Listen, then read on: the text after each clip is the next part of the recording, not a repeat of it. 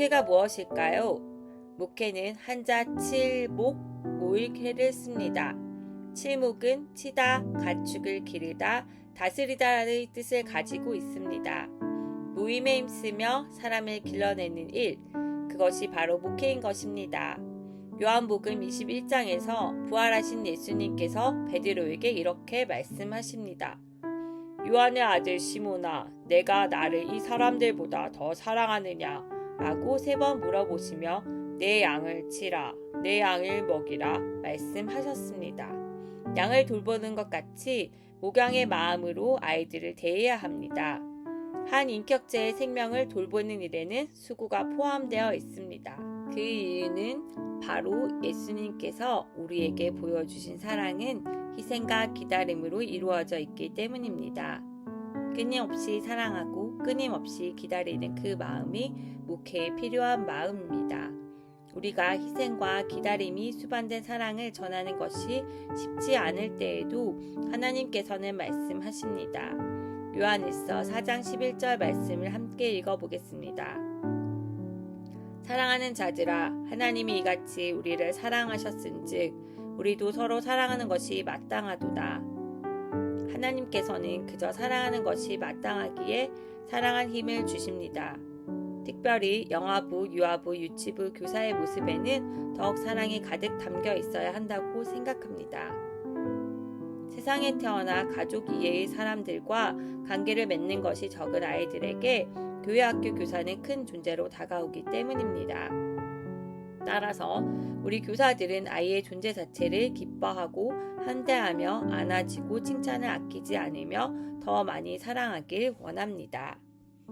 한 문장으로 정리하자면 미취학 교사는 하나님의 사랑으로 목회하는 마음가짐이 필요합니다. 목회의 마음이 준비되었다면 실질적으로 미취학 아이들을 반에서 양육하는 방법은 바로 신방입니다. 예수님께서는 한 영혼이 얼마나 소중한지 성경 곳곳에서 우리에게 말씀하셨습니다. 교사로서 한 아이의 상황을 파악하고 잃은 양이 되지 않도록 신방하는 것이 굉장히 중요합니다. 특별히 미취학 시기의 신방은 부모와 연계가 아주 중요합니다. 이 부분은 또 강조해도 지나치지 않습니다. 미취학 아이들의 특성상 엄마와 애착 관계가 강하게 형성되어 있습니다. 따라서 아이들이 이해하기 위해서 영아의 부모와 좋은 관계를 맺는 것은 미취학부의 교사가 반드시 해야 하는 부분입니다. 교사 자신이 부모에게 연락하는 것이 부담되기도 하고 혹은 아이의 부모님이 부담스러워하시지 않을까 걱정하기도 할 것입니다. 하지만 우리 선생님들, 대부분 부모님들은 자신의 아이들을 향한 진심 어린 관심과 연락을 감사히 여기십니다. 이렇게 감사한 마음을 가진 부모님들은 둘째가 태어나고 셋째가 태어나도 또 그 선생님께서 자신의 아이를 맡아주길 바라는 경우를 많이 보았습니다.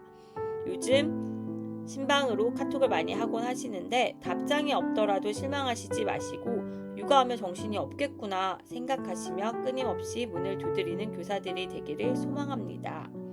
미취학부 교사는 아이를 잘 이해하기 위해서 학부모를 신방해야 한다는 사실을 잊지 않고 끊임없이 두드리며 신방하기를 소망합니다.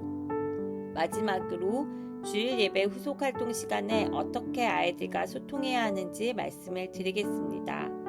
예수님은 대상에 따라 비유로 말씀하시기도 하시고 비유를 풀어서 말씀하시기도 하셨습니다. 또한 기적을 베푸실 때에도 대상에 따라 다양한 모습들로 기적을 베풀기도 하셨습니다.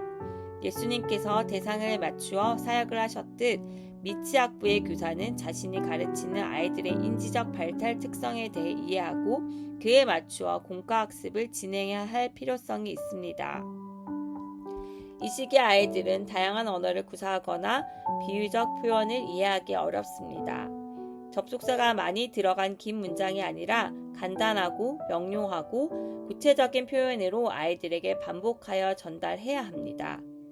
새로운 단어를 접한 아이들은 여러 번 질문을 할 수 있습니다. 선생님, 이게 뭐예요? 이게 뭐예요? 이게 뭐예요? 이렇게 질문할 때에도 반복해서 명료한 단어로 설명해 주시고 가르쳐 주시는 것이 필요합니다. 공과 시간은 만들기만 진행하는 시간이 아님을 또한 기억해야 할 것입니다. 설교와 공과가 원포인트로 갈 수 있도록 말씀의 내용을 공과 시간에 다시 한번 쉬운 입말로 전달할 수 있도록 교사가 설교 내용을 잘 숙지해야 합니다. 교사의 입말로 설교 내용을 간단하게 복기시켜주고 만들기 활동, 실체 활동 등의 후속 활동을 진행해 주시는 것이 좋습니다. 또한 이 시기는 자율성과 주도성이 발달하는 시기로 공과 활동에 꼭 아이 스스로가 참여할 수 있도록 하는 것이 중요합니다. 아이들이 만들기를 진행할 때 완벽한 작품이 나올 수 없다는 것을 인지해 주시고 아이들이 참여하는 행동과 행위 자체를 칭찬해 주시는 것이 필요합니다. 그저 아이들을 하나님의 마음으로 사랑해 주시고 아이의 가정에 관심을 갖고 신방해 주시고 아이의 발달 단계를 이해하고 격려해 주신다면 우리 아이들은 선생님들의 품을 엄마의 품처럼 느끼며 하나님의 사랑을 경험하게 될 것입니다. 우리 아이들을 위해 애써주심에 다시 한번 감사를 드리며 이상으로 미치학부 반목회 원리를 마치도록 하겠습니다.